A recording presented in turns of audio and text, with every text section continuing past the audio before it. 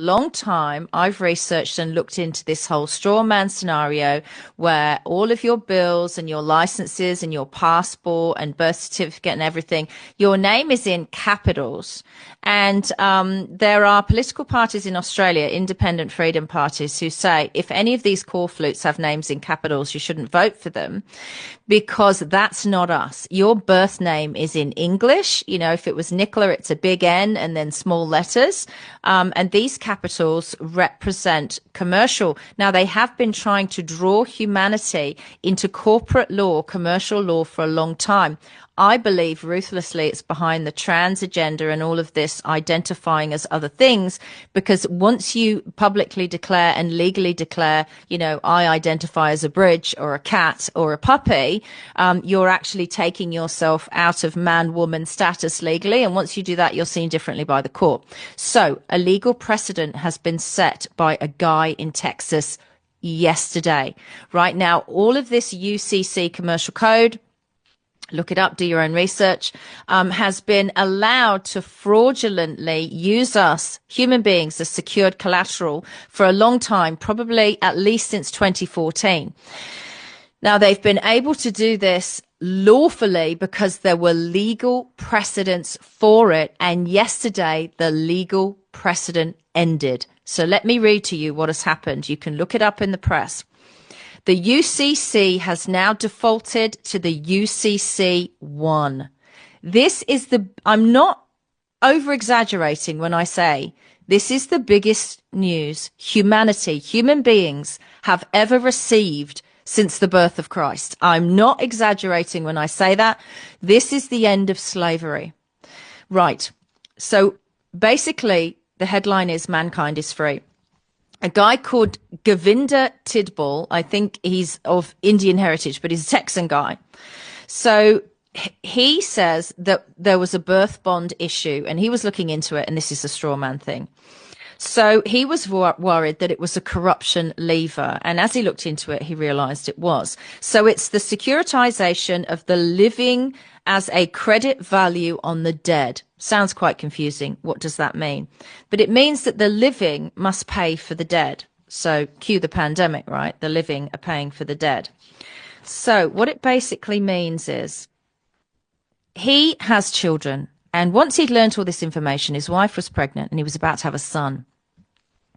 When the son was born, because he'd learnt all of this, he, in his birth plan that he gave to the hospital, part of the birth plan was that the family get to keep the cord and the placenta. This is going to sound crazy, but this is what's happened with this UCC-1.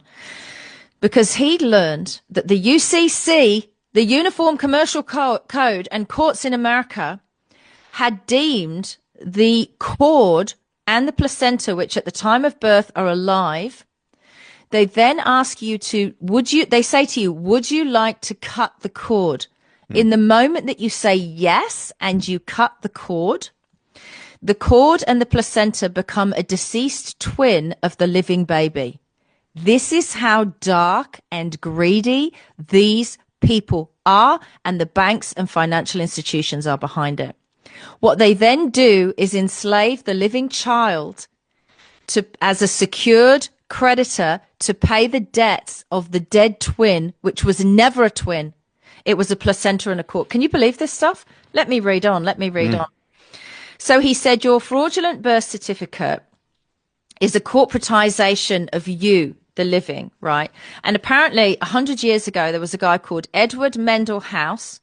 And this was the evil way to kill the spawn of people at the moment of birth. And then it goes into the umbilical cord and what I just explained. He said it's all about property ownership. He said if you own a piece of silver and keep it as a piece of silver, it holds its value. But if you mix it with gold, it's considered corrupted. So this is what they were trying to do with us. It's securities fraud. It's a fraudulent security. And he claimed in court, Govinda, that the biological property of his child is his in the birth plan. No consent was given. So then a fraudulent securities instrument was still created, even though he said that in his birth plan. They still considered his son's cord and placenta as a dead twin, right? So they went ahead and did that, even though that was in his birth plan. They really messed with the wrong guy, Jason, right? So they said that he contracted with them, but he didn't. So they tested him to see if he knew what he was really talking about in court. So he believes, he said in court, that we're here to live and experience this planet and serve God, not as collateralization, right? So they make us the collateralization of the living, and that he's created a legal instrument so it's no longer in their hands. He has legally removed it.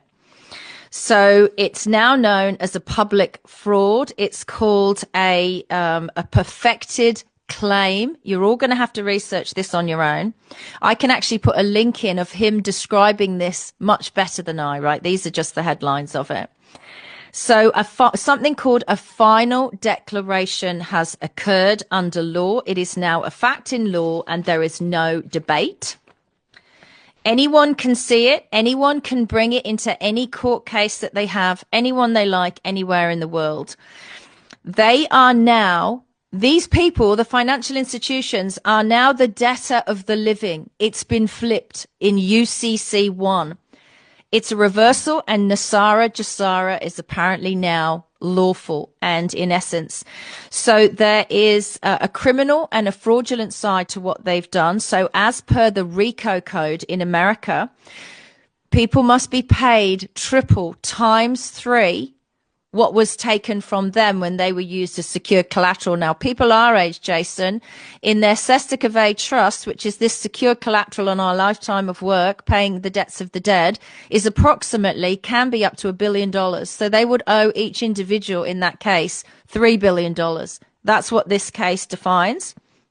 It's called a legal precedent under the US code and the UCC code. This is all factual. You're going to die when you see the clip. It's what he said. It's why Doge exists. Doge is using this instrument now.